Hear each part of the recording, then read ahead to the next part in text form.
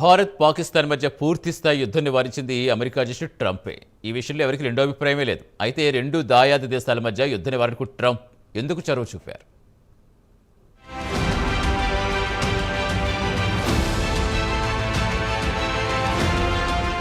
కాల్పుల విరమణ ఒప్పందం వల్లనే భారత్ పాకిస్తాన్ మధ్య పూర్తిస్థాయి యుద్ధం తప్పిపోయిందన్నారు అమెరికా అధ్యక్షుడు డొనాల్డ్ ట్రంప్. తాను చొరవ చూపడం వల్లనే రెండు దాయాది దేశాల మధ్య ఉద్రిక్తతలు తగ్గాయని ఆయన చెప్పుకొచ్చారు.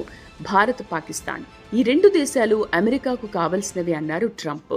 దీంతో రెండు దేశాల మధ్య తాను మధ్యవర్తిత్వం నేర్పినట్లు డొనాల్డ్ ట్రంప్ పేర్కొన్నారు. భారత్ పాకిస్తాన్ మధ్య మధ్యవర్తిత్వం నేర్పింది తానే అని చెప్పుకోవడం ఇది ఏడోసారి.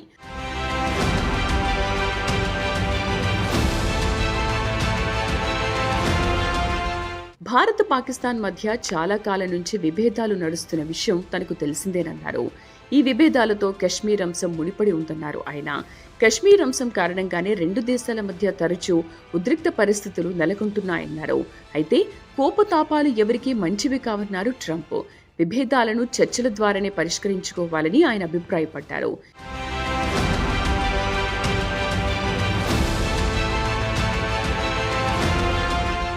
ఇదిలా ఉంటే పహల్గాం దాడి తర్వాత పెద్దగా స్పందించని ట్రంప్ ఆ తర్వాత స్పందించారు. ఇది అనేక అనుమానాలకు దారితీస్తోంది. ఆపరేషన్ సింధూర్ తర్వాత పాకిస్తాన్కు భారత సత్తా తెలిసొచ్చింది. భారత బలగాలు ఇలానే రెచ్చిపోతే వాటి ముందు తాము నిలవలేమన్న వాస్తవం పాకిస్తాన్ సైన్యానికి తెలిసొచ్చింది. దీంతో పాకిస్తాన్ ఆర్మీ చీఫ్ అసీం మునీర్ దాదాపుగా చేతులెత్తేశారు. భారత బలగాల నుంచి పాకిస్తాన్ను కాపాడడం తన వల్ల కాదని పాక్ ప్రధాని షెహబాజ్ షరీఫ్ ముందు వాపోయారు. దీంతో పాకిస్తాన్ కాళ్లబేరానికి వచ్చింది.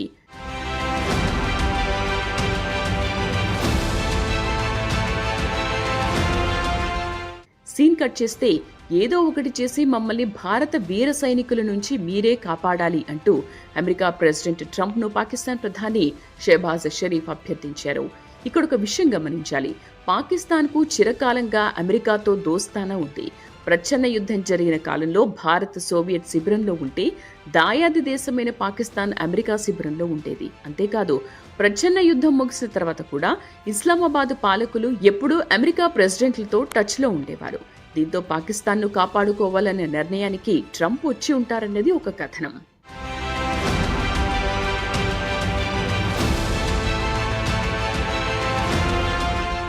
అయితే ఇక్కడ మరో కథనం కూడా ప్రచారంలో ఉంది. ట్రంప్ దొరవారు నోబెల్ శాంతి బహుమతి మీద కన్నేశారట.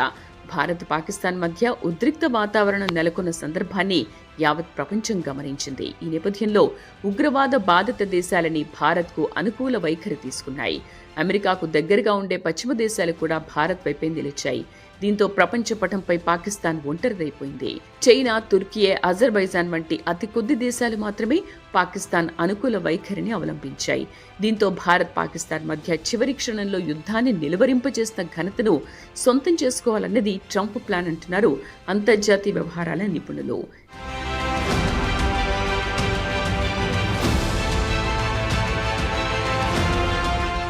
కాగా ఏడాది జనవరి 20న అమెరికా అధ్యక్షుడిగా రెండోసారి ట్రంప్ బాధ్యతలు స్వీకరించారు. అప్పటి నుంచి రష్యా ఉక్రెయిన్ మధ్య యుద్ధానికి ఎండ్ కార్డు వేస్తారని ట్రంప్ చెబుతూనే ఉన్నారు. రష్యా ఉక్రెయిన్ మధ్య యుద్ధం ప్రారంభమై 3 ఏళ్లు దాటింది. ఇప్పటివరకు పదుల సంఖ్యలో చర్చోపచర్చలు జరిగాయి.